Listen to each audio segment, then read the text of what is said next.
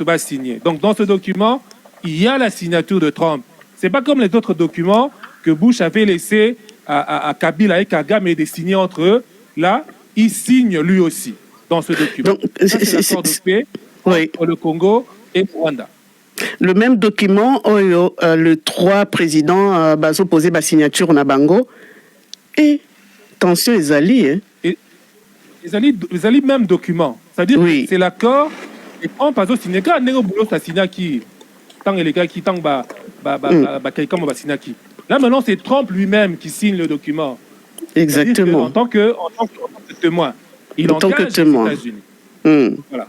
Il faut voir maintenant le niveau parce que les gens ont ressorti ce qui s'est passé en 2012 ou 2013 tant que Bakena en Afrique du Sud, tant que Bush a Kabila, Kagame et que ils avaient signé. Là, Bush n'avait pas signé aux États-Unis.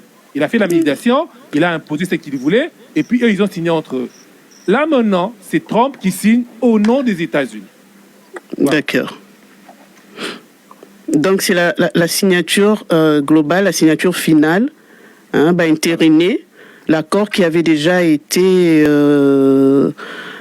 conclu entre les deux pays, représenté par les deux ministres des Affaires étrangères du Rwanda et de la RDC. C'était au mois de juin, c'était le 27 juin de cette année. Et aujourd'hui, c'est juste sa signature pour entériner. Donc là, c'est scellé, l'accord de paix entre la RDC et les États-Unis, et le Rwanda vient d'être scellé. Les signatures sont posées. Les signatures de 3 présidents sont posées.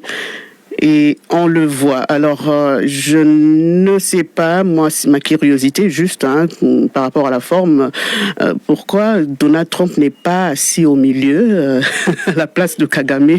Pourquoi il est côté... Généralement, toujours comme ça, parce qu'en fait, lui, il est témoin. Il est témoin, d'accord. Et les gens qui signent sont les deux pays. Sur les gars qui entrent l'Azerbaïdjan, j'aurais à commenter sur l'Azerbaïdjan. Voilà, les signatures sont posées. Les signatures de paix, président Félix devrait peut-être ouvrir là où il a signé.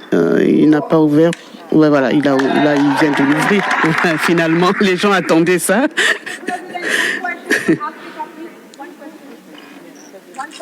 Voilà, maintenant, est-ce qu'il va repasser en beauté? Certainement, ils seront obligés de toute façon.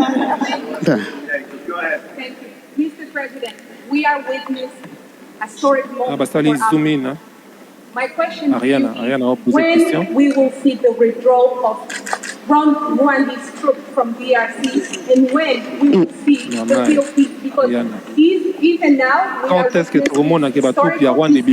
but people have been still killing in DRC because the troops continue there. Because this needs to be real, the troop needs to withdraw from DRC. When will we see the withdrawal? I think you're going to see very quickly, I think you're going to see things happen.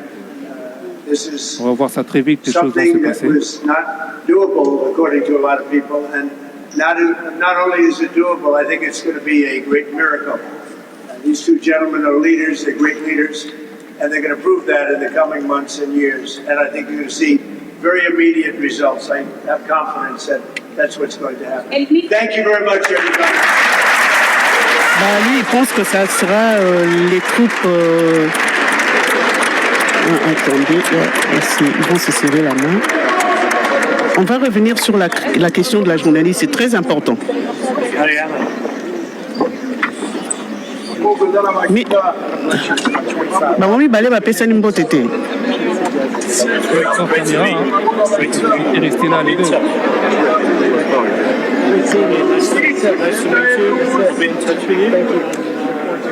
Mais il y a quand même de la tension entre les deux. Il y a la tension.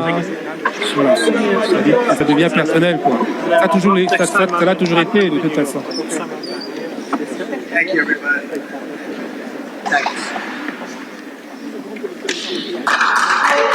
Non, il n'y a pas une poignée de main entre le président Félix et Kagame, non. Pas à l'image. Dis-moi pas à l'image.